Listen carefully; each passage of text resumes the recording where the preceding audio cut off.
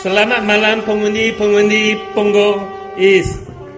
Malam ini saya mengucapkan terima kasih banyak-banyak sebab pengundi-pengundi hadir ke rally ini.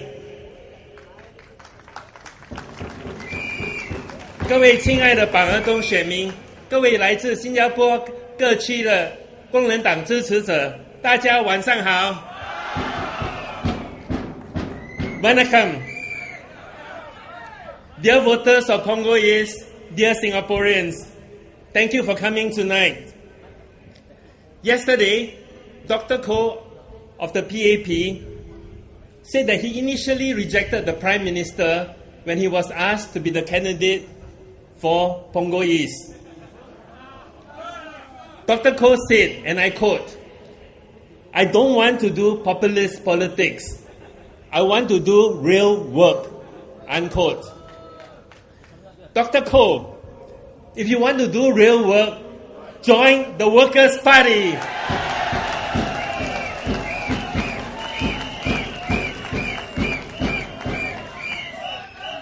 Li Lian joined the Workers' Party.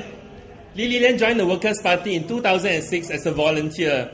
Through hard work, she worked herself up into the Central Executive Committee, holding posts such as the Assistant Treasurer, Deputy Webmaster, and Youth Wing President. She worked as Legislative Assistant in the UNOS Division of Alginate. She was not parachuted into Punggol East. She campaigned here in 2011. She is doing a lot of hard work, Dr. Koh. Yesterday, our chairman, Ms. Sylvia Lim, shared about what happened when we took over the Alginate Town Council. There are some contracts that seem to be designed to trip up any opposition that dares to enter into PAP's territory and take it over. When the PAP candidate wins, he will have the grassroots organizations paid for by the government to work for him. He will have unrestricted access to all facilities in Punggol East. He can continue to work with all the third-party contractors of the town council. No contractors will threaten to terminate his contract just because he has won the elections here. Dr. Koh will be on a travelator, guided along by the system, but not so for the Workers' Party. We will be on an inclined treadmill. We have to work a lot harder just to do real work. But we will do it because the type of politics that the PAP has put into our beloved Singapore cannot be allowed.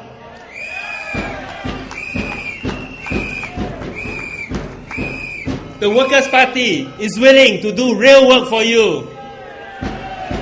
Li Lian is willing to work for you. Today I want to talk about education. Many of you have school-going children. It is an important subject because it affects our future.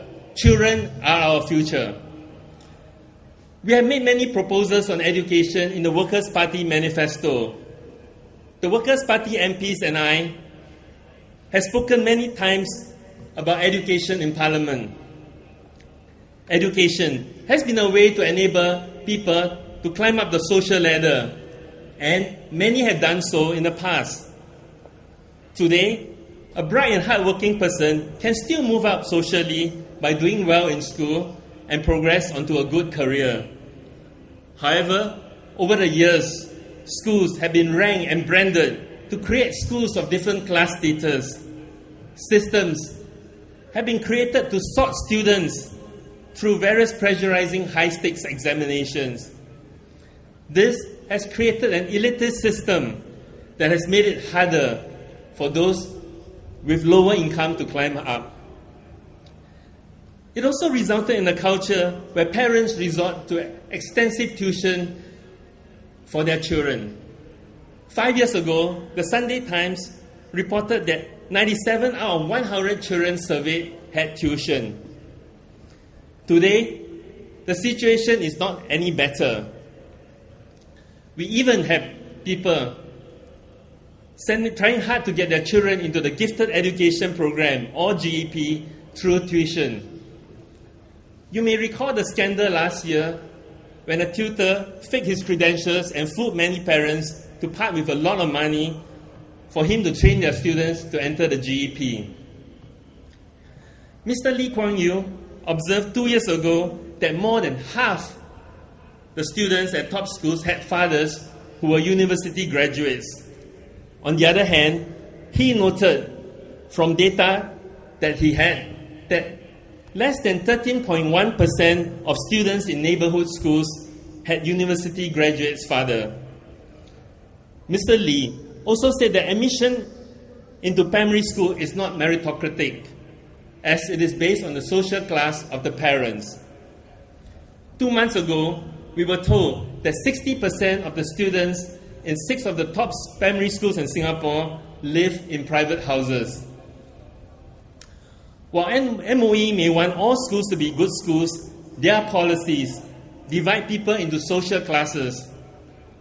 From Primary 1 enrollment policy to the way schools are structured, MOE has created various categories of schools and sort students very finely into each type of schools. The latest is secondary schools that cater just for normal technical students. I fear this will lead to a greater divide of social classes.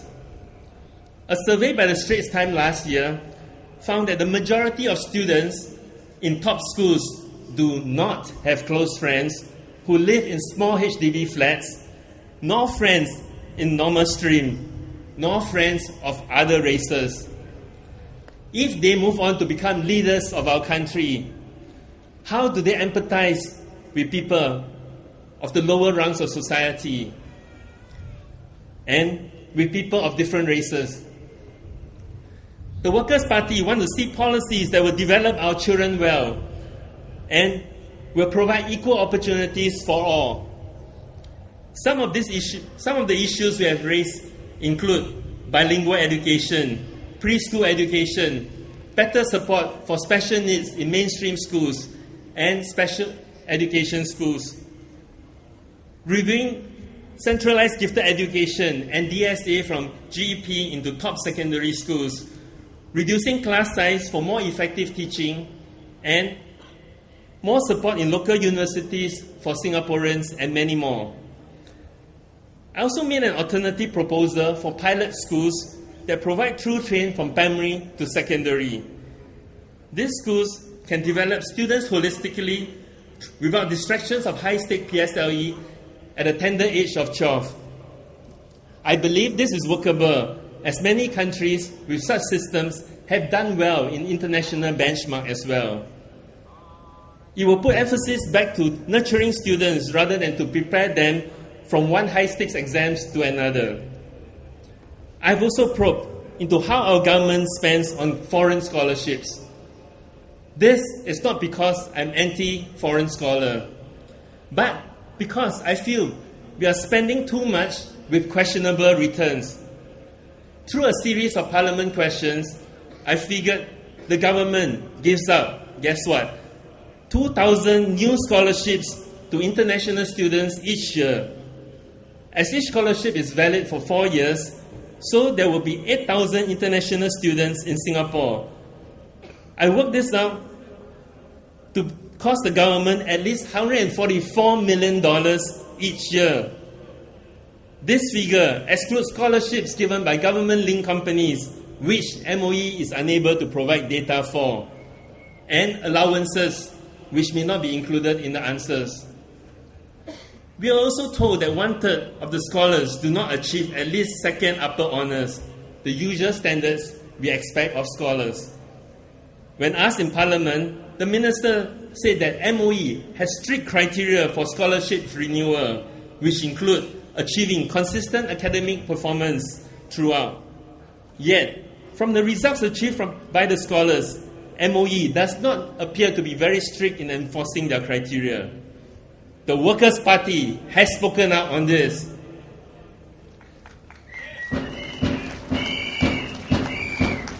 Dear voters of Punggol East, the Workers' Party will use parliament processes to scrutinize the government to make them accountable to the people. We will also contribute in other ways as long as it's pro-Singapore. Some of the WP MPs have been invited to contribute ideas for policy input or to sit on committees. Last year, I accepted an invitation to be on the ACE committee, which looks after entrepreneurship development in Singapore. Every month, we look at proposals from aspiring new entrepreneurs to determine the type of support that we can give to them. On my own, I give talks freely in education institutions and to entrepreneurs. I believe this is my little way of contributing towards the development of the business startup scene in Singapore. But at the same time, I've also spoken up against policies that have caused industrial rents to become so high and against government-linked companies and large corporations crowding out SMEs. These are hurting the developments of entrepreneurs. I know Lillian and her views. I have confidence that she will play the role of a constructive, responsible, and rational opposition when you elect her as your MP. Finally, I'd like to address two groups of people. The first is the 41% who voted for Lillian in 2011. Thank you for placing your faith in Lillian. She has returned with 2 years of solid experience in Alginate behind her. She is now in a better position to serve you as MP. Continue to put your faith in her. The second are those who did not vote for Lillian. Perhaps you were uncertain if the WP could manage the town council. You have seen that we have managed Alginate and Hougang well. Or perhaps you were afraid that the government may be changed suddenly. This is a by-elections. The PAP is already the government. You now have the chance to tell the PAP that you are still not happy. You want a Singapore that's fairer and kinder to you. Stay firm in your resolve to tell the PAP that their brand of politics must be taken down. Come the 26th of January, vote for the Workers' Party. Vote for Lillian. Thank you.